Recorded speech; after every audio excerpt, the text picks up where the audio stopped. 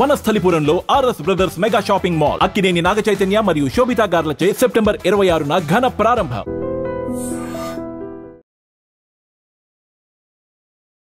Weekend వచ్చిందంటే చాలు పూర్తిగా హైదరాబాద్ కి సంబంధించిన ఫామ్ హౌసెస్ ఎస్పెషల్లీ మొత్తం అసాంఘిక కార్యకలాపాలకు అడ్డగా మారుతున్నాయని చెప్పొచ్చు. ఎందుకంటే రంగారెడ్డి జిల్లా మొయినాబాద్ లో ఒక ఫామ్ హౌస్ లో ఆదివారం పూట మైనర్లు డ్రగ్స్ పార్టీ చేసుకున్నట్టుగా పోలీసులకైతే సమాచారం అందింది. పెద్ద మంగళారంలోని చెర్రీ ఓక్స్ ఫామ్ హౌస్ పై పోలీసులు ఆకస్మికంగా దాడి చేశారు. ఆ ఫామ్ హౌస్ పార్టీలో దగ్గర ఒక 50 మంది జస్ట్ ఇంటర్ చదువుతున్నటువంటి విద్యార్థులు ఆ పార్టీకి హాజరయ్యారు అంటేనే మీరు అర్థం చేసుకోవచ్చు ఎంత భయంకరమైన పరిస్థితులు ఉన్నాయి ఫామ్ హౌస్ లో. అట్లాగే శివారు ప్రాంతాల్లో ఉన్నటువంటి ఫామ్ హౌసెస్ అనేది ఇక్కడ స్పష్టంగా మనం అర్థం చేసుకోవచ్చు. పార్టీలో 14 మంది బాలికలు, వీళ్ళంతా మైనర్స్, 34 మంది మైనర్లు.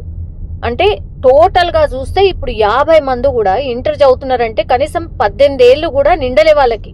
వీళ్ళందరూ పార్టీ చేసుకుంటున్నారు అని అంటే ఎట్లా మారిపోయినాయి ఈ ఫామ్ హౌసెస్ అనేది ఇక్కడ స్పష్టంగా మనకైతే అర్థమవుతోంది. డ్రగ్స్ టెస్ట్ చేసిండ్రు వీళ్ళందరికీ. చేసినప్పుడు ఇద్దరికి అందులో గంజాయి సేవించినట్టుగా పాజిటివ్ వచ్చింది. ఇంటర్ విద్యార్థులు కిషన్ అనే వ్యక్తి ఇన్స్టాగ్రామ్ ఇన్ఫ్లుయెన్సర్ సహాయంతో ఇదంతా కూడా పార్టీ ప్లాన్ చేసినట్టు పోలీసులకైతే సమాచారం. ఇన్స్టాగ్రామ్ లో ఈ ట్రాప్ హౌస్ పేరుతో ఒక్కొక్కరి నుంచి 1600 వసూలు చేసి ఈ పార్టీని అంతా కూడా అరేంజ్ చేసినట్టుగా పోలీసులు గుర్తించారు. రాజేంద్ర నగర్ SOT పోలీసులు అక్కడ ఆ స్పాట్ లో 8 మద్యం బాటిళ్లు స్వాధీనం చేసుకున్నారు. అట్లాగే ఫామ్ హౌస్ పూర్తిగా తనిఖీ చేసినప్పుడు అక్కడ భారీగా డ్రగ్స్ దొరికినాయి, గంజాయి దొరికింది, మద్యం కూడా దొరికినటువంటి పరిస్థితి అయితే కనిపిస్తోంది. ఈ ఘటనపై ఫామ్ హౌస్ యజమాని ఎవరైతే ఉంటారో అతను ఆ స్పాట్ లో ఉండడు. ఆయన వేరే వాళ్లకు కిరాయికి ఇచ్చేస్తూ ఉంటారు. ఇదొక కల్చర్ లాగా మారిపోయింది హైదరాబాద్ లో. సో పూర్తిగా ఫామ్ హౌస్ ని యజమాని పేరు ఒకటి ఉంటది, ఆ తర్వాత అక్కడ జరిగే కార్యకలాపాలన్నీ కూడా వీళ్లకు వేరే వాళ్లకు పార్టీ రూపంలో ఇవ్వడం ఇదంతా చేస్తూ ఉంటారు. సో ఇక్కడ ఈ ఫామ్ హౌస్ యజమానితో పాటుగా మరో 4గురిపై అయితే కేసు నమోదు చేసిరు. పార్టీలో పాల్గొన్న ఇంటర్ విద్యార్థుల్ని ప్రస్తుతం అయితే విచారిస్తున్నారు.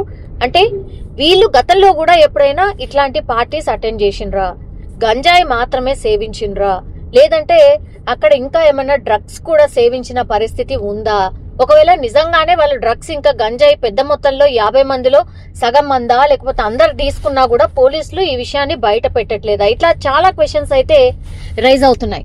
ఇక్కడ పార్టీ జరుగుతోంది, పెద్ద ఎత్తున ఓన్లీ మైనర్లు ఉన్నారు అనేది ఘటన బయటకు వచ్చిన తర్వాత పెద్ద ఎత్తున మరోసారి ఒక చర్చ అయితే స్టార్ట్ అయింది. డ్రగ్స్ ని కట్టడి చేస్తాం లేదంటే గంజాయిని కట్టడి చేస్తాం అనేటువంటి మాటలు ఏవైతే సర్కార్ చెప్తోందో అవి మరి ఇంకా స్ట్రిక్ట్ గా అమలు కావట్లేదా, ఇంకా కూడా ఇట్లా ఫామ్ హౌస్ లో గంజాయి ఎలా దొరుకుతుంది, ఈ మైనర్ బాలికలు పేరెంట్స్ ను కూడా పిలిపించి కౌన్సిలింగ్ చేస్తున్నారు. గతంలో కూడా ఎప్పుడైనా ఈ మైనర్లు ఎక్కడైనా పార్టీలు చేసుకున్నారా, ఇదంతా కూడా పోలీసులు కూపిలాగుతున్నారు. పేరెంట్స్ అందరినీ పిలిపించారు. సో ఇదంతా ఘటనకు సంబంధించి పోలీసులు కూడా గోప్యత పాటిస్తున్నారు. ఎక్కడ కూడా ఇన్ఫర్మేషన్ బయటకైతే ఇవ్వట్లేదు. ఎందుకంటే వీళ్ళందరూ కూడా మైనర్స్. సో మైనర్లు కాబట్టి వాళ్ళ ఇన్ఫర్మేషన్ ఎక్కడ కూడా బయటకు రాకుండా కంప్లీట్లీ పోలీసులు కూడా పకడ్బందీగా పూర్తిగా ఈ ఇన్ఫర్మేషన్ బయటికి పొక్కకుండా ఏం జరుగుతోంది, ఏం జరిగి ఉంటుంది అనేది కూడా పూర్తిగా ఇన్ఫర్మేషన్ అయితే తీసుకుంటున్నారు. వాళ్ళకు కౌన్సిలింగ్ చేస్తున్నారు.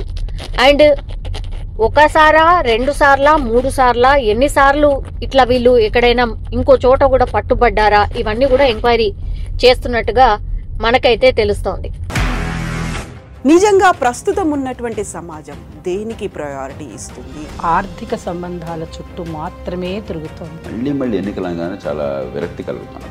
మంచి అనిపిస్తుంది కదా, లేడీస్ కూడా ఛాలెంజింగ్ జాబ్స్ చేసినప్పుడు చాలా బాగుంటది. ట్రాఫిక్ అసిస్టెంట్స్ గా నియమించిన ట్రాన్స్జెండర్స్ అందరితో సాల్యూట్ చేయించుకుంటున్నారు. ఫుడ్ డెలివరీ ఇవ్వటానికి వెళ్ళినటువంటి డెలివరీ బాయ్ అనిల్ పై కళ్ళ ముందు